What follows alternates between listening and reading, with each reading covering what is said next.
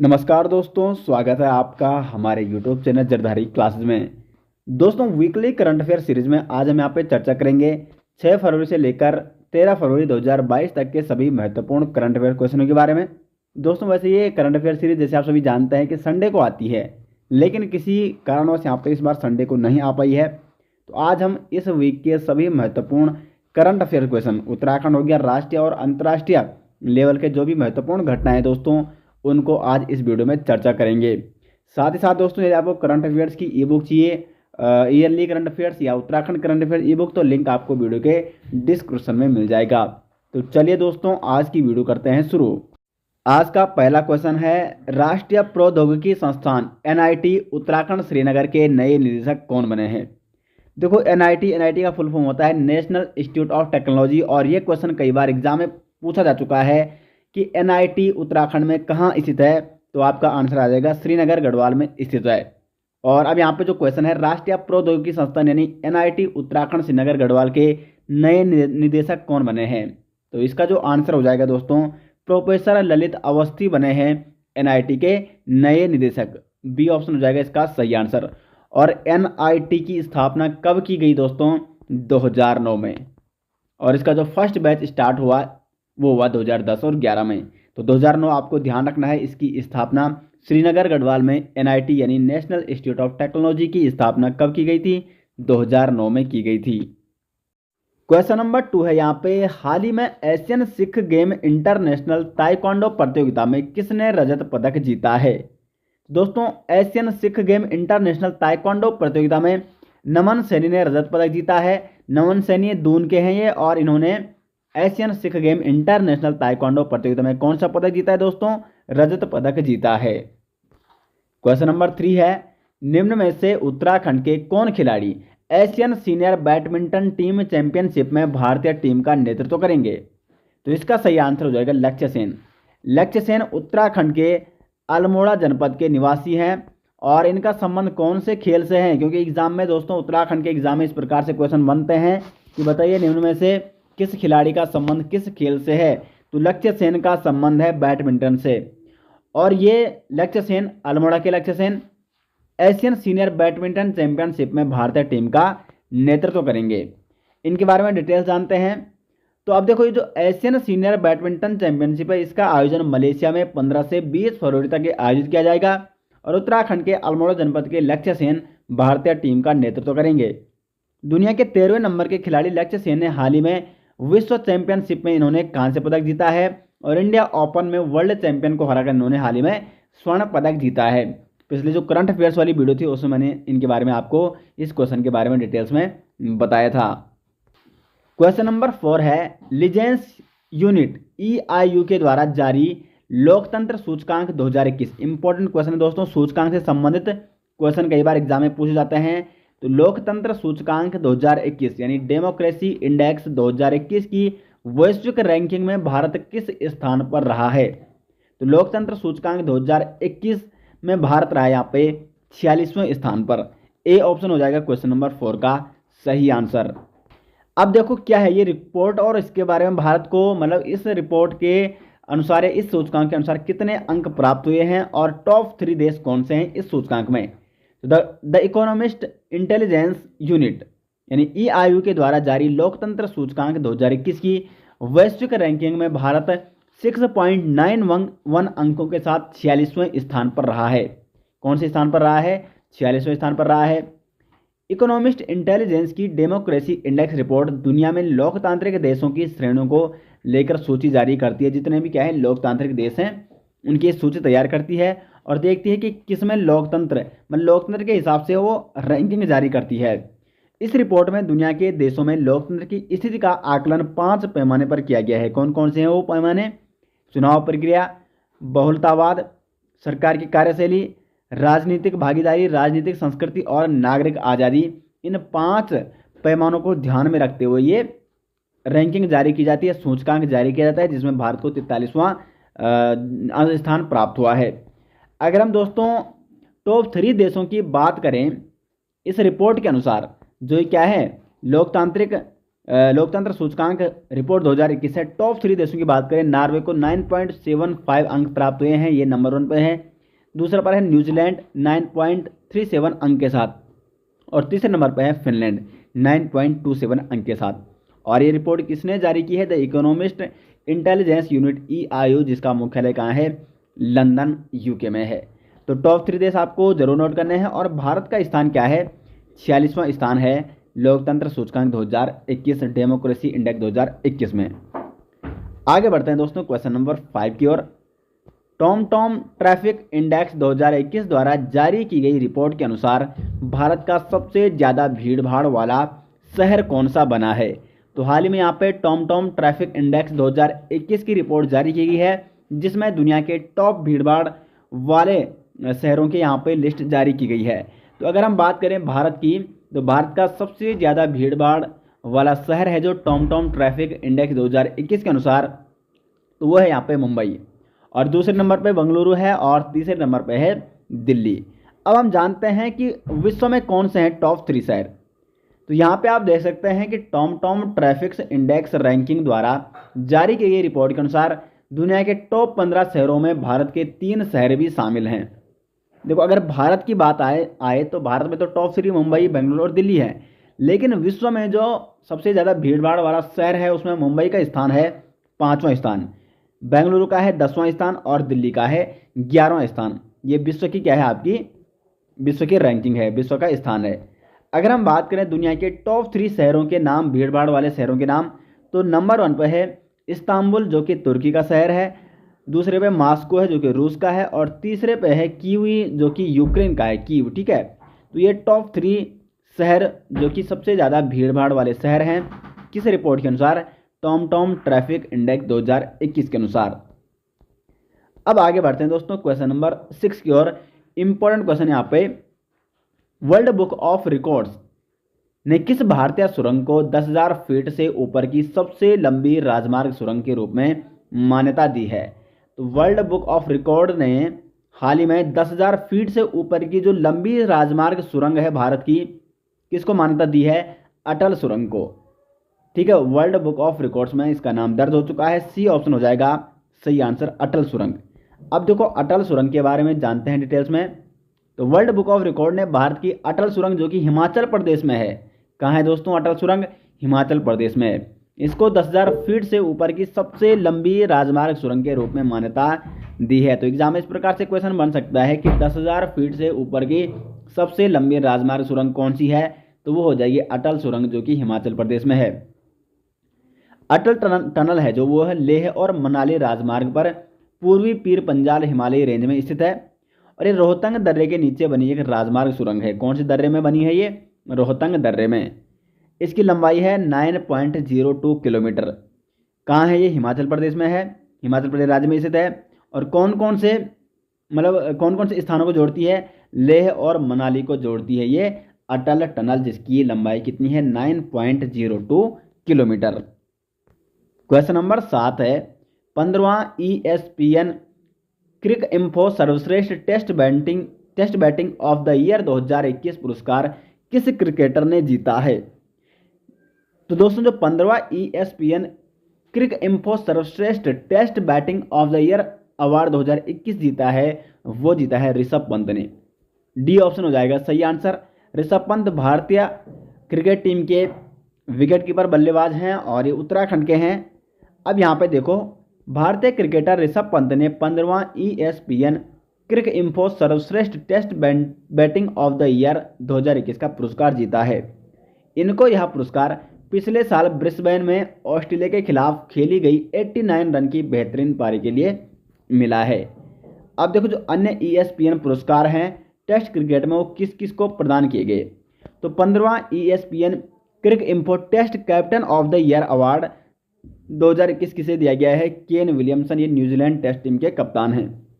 जबकि 15वां ESPN Cricinfo सर्वश्रेष्ठ टेस्ट गेंदबाज ऑफ द ईयर 2021 का जो अवार्ड दिया गया, ये दिया गया काइल जेमिसन, जो कि ये भी न्यूजीलैंड के हैं। और 15वां ESPN Cricinfo debutant of the year 2021 का अवार्ड दिया गया ऑली रॉबिन्सन को। तो देखो यहाँ पे, अगर बैटिंग की बात करें तो सर्वश्रेष्ठ बैटिंग के लिए अवार्ड दिया गया ऋषभ पंत को।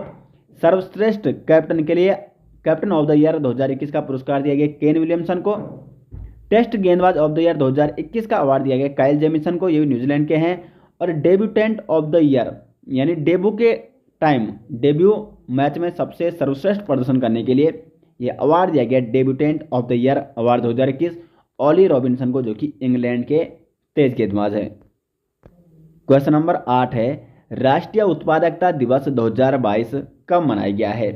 तो हाल ही में 12 फरवरी को मनाया गया है राष्ट्रीय उत्पादकता दिवस यानी नेशनल प्रोडक्टिविटी डे 2022। 12 फरवरी 2022 को दोस्तों राष्ट्रीय उत्पादकता दिवस 2022 के रूप में मनाया गया है। और इस दिवस का उद्देश्य क्या है? उत्पादकता, दक्षता और नवाचार के बारे में जागरूकता बढ़ाना। भारत में उत्पादकता संस्कृति को बढ़ावा देने के लिए राष्ट्रीय उत्पादकता परिषद यानी एनपीसी द्वारा यह दिवस मनाया जाता है। किसके द्वारा मनाया जाता है? राष्ट्रीय उत्पादक दिवस एनपीसी द्वारा। और अगर 2022 की थीम की बात करें तो वह है दोस्तों उत्पादकता के माध्यम से आत्मनिर्भर।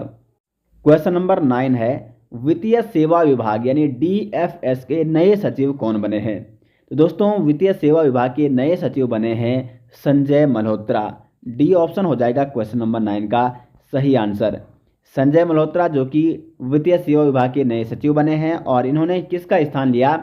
तो देवाशीष पांडा का इन्होंने स्थान लिया है। आगे बढ़ते हैं क्वेश्चन नंबर 10 की ओर।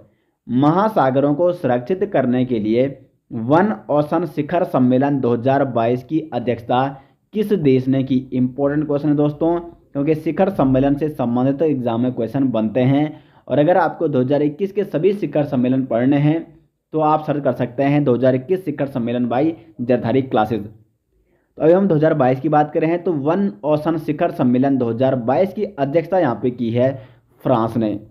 सी ऑप्शन हो जाएगा क्वेश्चन नंबर 11 का सही आंसर। अब यहाँ पे डिटेल्स में जानते हैं। वन ओशन शिखर सम्मेलन 9-11 फरवरी 2022, ठीक है, 9 से 11 फरवरी 2022 को फ्रांस में आयोजित किया गया।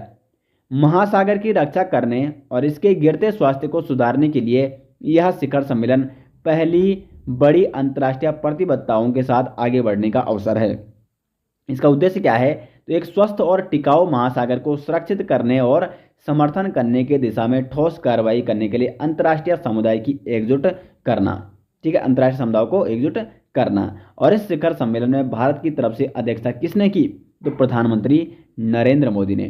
तो इंपॉर्टेंट क्वेश्चन है दोस्तों, जो ये वन ओशन शिखर सम्मेलन 2022 है इसकी अध्यक्षता किसने की? फ्रांस ने की। दोस्तों ये जो करंट अफेयर्स के डिटेल्स में नोट्स है, इसके नोट्स आपको हमारे एप्लीकेशन में मिल जाएंगे। आप प्ले स्टोर में सर्च कर सकते हैं उत्तराखंड जी के, सबसे ऊपर आ जाएगा उत्तराखंड जनरल नॉलेज के नाम से एसजे ग्रुप का ऐप, और उसको आप डाउनलोड करके इंस्टॉल करके उससे आप इस करंट अफेयर सीरीज के नोट्स डिटेल्स में स्वयं भी नोट्स बना सकते हैं उससे, ठीक है। आगे बढ़ते हैं क्वेश्चन नंबर 11 की ओर। डिजिटल दुनिया में लोगों को जागरूक करने के लिए सुरक्षित इंटरनेट दिवस 2022 कब मनाया गया?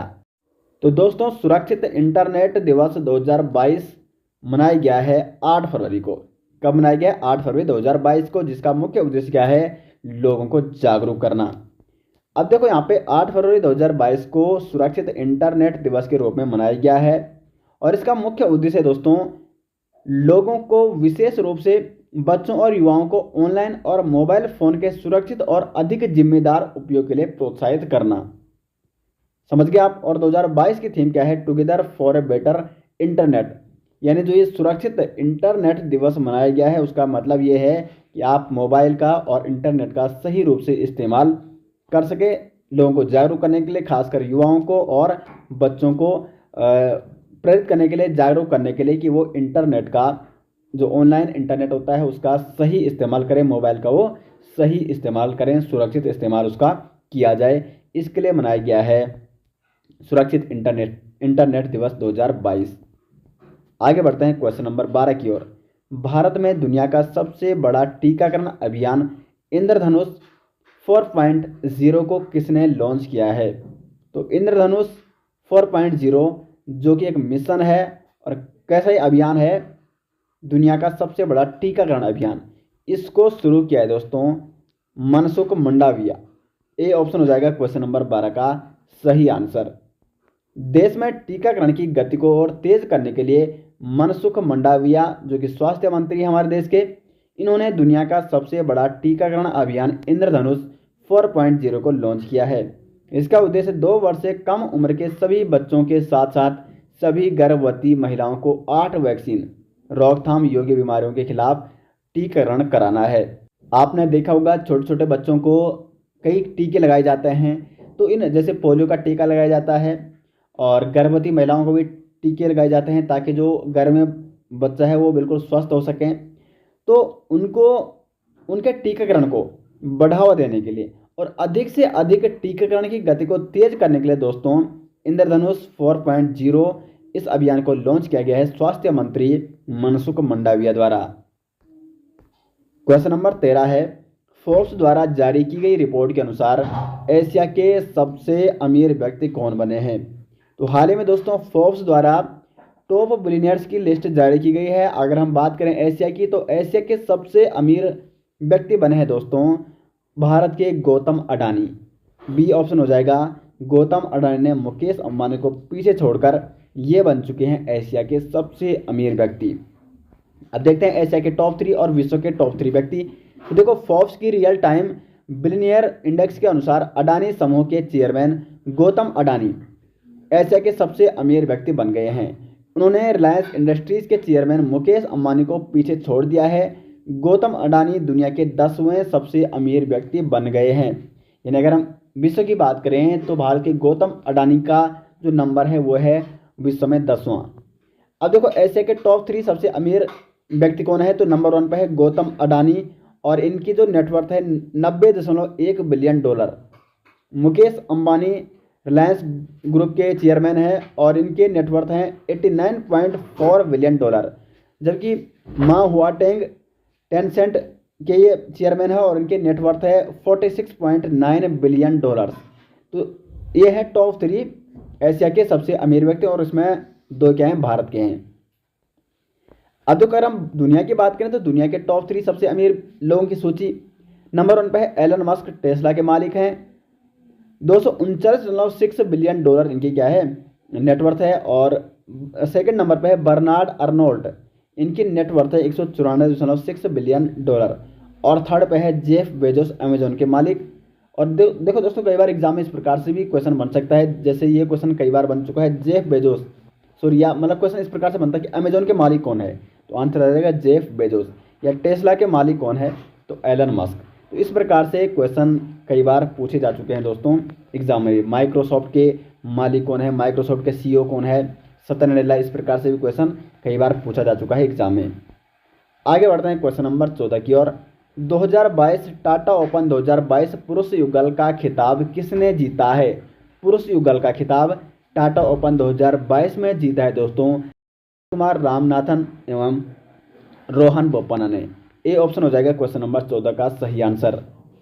भारत के स्टार टेनिस खिलाड़ी रोहन बोपन्ना और रामकुमार रामनाथन ने ऑस्ट्रेलिया के ल्यूक सेविले और जॉन पैट्रिक को 2-1 की स्कोर लाइन से हराकर टेनिस टूर्नामेंट टाटा ओपन 2022 पुरुष युगल का खिताब जीत लिया है। और ये जो दोस्तों 2022 का टेनिस टूर्नामेंट टाटा ओपन 2022 इसका आयोजन किया गया था महाराष्ट्र में, भारत के महाराष्ट्र में।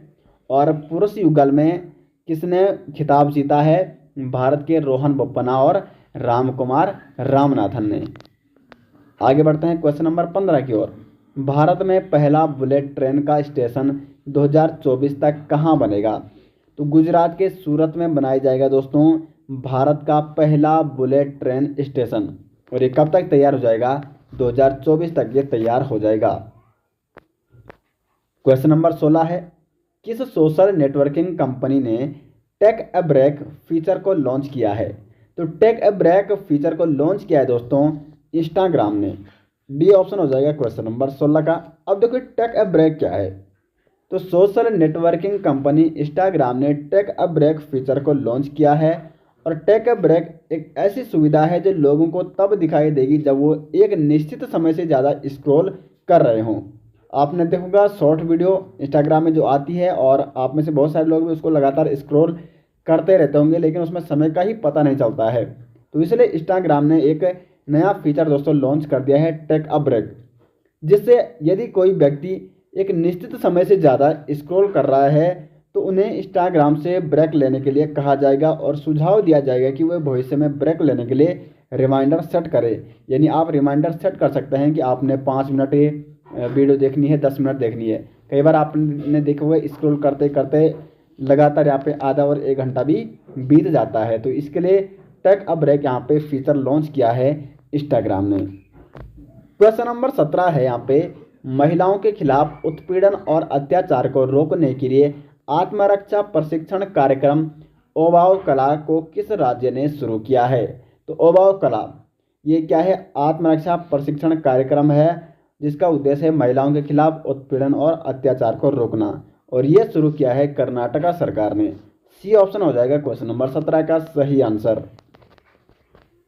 कर्नाटका सरकार ने स्कूलों और कॉलेजों में 50,000 महिला छात्रों के लिए आत्मरक्षा प्रशिक्षण कार्यक्रम ओबाव कला को शुरू किया है, और इस कार्यक्रम का उद्देश्य महिलाओं के खिलाफ उत्पीड़न और अत्याचार को रोकने के लिए आत्मरक्षा प्रशिक्षण कार्यक्रम ओबाव कला को शुरू किया गया है। तो किसने शुरू किया है ये ओबाव कला कार्यक्रम?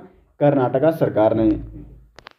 क्वेश्चन नंबर 18 है, जवाहरलाल नेहरू विश्वविद्यालय यानी JNU की पहली महिला कुलपति यानी वाइस चांसलर कौन बनी है? तो दोस्तों इसका सही आंसर हो जाएगा, इंपॉर्टेंट क्वेश्चन है, शांतिश्री धूलिपुड़ी ये बनी है JNU की पहली महिला कुलपति यानी पहली महिला vice chancellor. B option Santishree Dhulipudi इस क्वेश्चन का सही आंसर हो जाएगा। शांतिश्री धूलिपुड़ी जवाहरलाल नेहरू विश्वविद्यालय यानी JNU की पहली महिला कुलपति बनी है, और शांतिश्री धूलिपुड़ी M जगदीश कुमार का स्थान लेंगी। आगे बढ़ते हैं क्वेश्चन नंबर 19 की ओर। केंद्र सरकार ने शिवपुरी मध्य प्रदेश का नाम बदलकर नया नाम क्या कर दिया है? तो मध्य प्रदेश का जो शिवपुरी है उसका नाम केंद्र सरकार ने बदलकर नया नाम रख दिया है कुंडेश्वर धाम। बी ऑप्शन हो जाएगा क्वेश्चन नंबर 19 का सही आंसर। आगे बढ़ते हैं क्वेश्चन नंबर 20 की ओर। Centre for Monitoring Indian Economy की रिपोर्ट के अनुसार जनवरी 2022 में भारत में बेरोजगारी दर कितनी दर्ज की गई है? तो दोस्तों भारत में बेरोजगारी दर यहाँ पे ये रिपोर्ट जारी की है centre for Monitoring Indian economy द्वारा ये रिपोर्ट जारी की गई है जनवरी 2022 तक की, और इसमें जो बेरोजगारी दर है भारत की वो है 6.57%। ए ऑप्शन हो जाएगा क्वेश्चन नंबर 20 का सही आंसर। आर्थिक think tank centre for Monitoring Indian economy यानी CMIE की रिपोर्ट के अनुसार जनवरी 2022 में भारत में बेरोजगारी दर तेजी से गिरकर 6.57% दर्ज की गई है। दोस्तों अगर बात करें मार्च 2021 की, तो मार्च 2021 के बाद देखी गई है सबसे कम दर है। पिछले दिसंबर 2021 की बात की जाए तो उस समय बेरोजगारी दर थी भारत में 7.91%, लेकिन अब ये घटकर कितनी आ गई है जनवरी 2022 में 6.57% यहाँ पे दर्ज की गई है जनवरी 2022 में। अगर राज्य के अनुसार देखा जाए तो सबसे कम बेरोजगारी दर है तेलंगाना में 0.7% मात्र, गुजरात में है 1.2% और मेघालय में 1.5%। जबकि अगर बात करें कि सबसे उच्चतम बेरोजगारी दर कहाँ है तो ये है हरियाणा में है 23.4%, राजस्थान में है 18.9% और त्रिपुरा में है दोस्तों 17.1% बेरोजगारी दर। तो दोस्तों ये थे इस वीक के टॉप 20 करंट अफेयर्स क्वेश्चन। दोस्तों उत्तराखंड के थे कुछ क्वेश्चन, कुछ नेशनल और कुछ अंतर्राष्ट्रीय इंटरनेशनल लेवल के, और इसके नोट्स दोस्तों हमारी एप्लीकेशन में आपको मिल जाएंगे। आप प्ले स्टोर में सर्च कर सकते हैं उत्तराखंड जी के, सबसे ऊपर आ जाएगा SJ ग्रुप का ऐप, SJ ग्रुप का ऐप, उसको आप डाउनलोड कीजिए और वहाँ से इसके नोट्स आप स्वयं भी बना सकते हैं। उम्मीद करते हैं दोस्तों आपको वीडियो अच्छी लगी, और वीडियो सही लगी तो वीडियो को लाइक और शेयर जरूर करें, और अगर वीडियो पसंद आए तो वीडियो के बारे में कमेंट बॉक्स में राय जरूर दें। मिलते हैं दोस्तों नेक्स्ट वीडियो, तब तक के लिए धन्यवाद।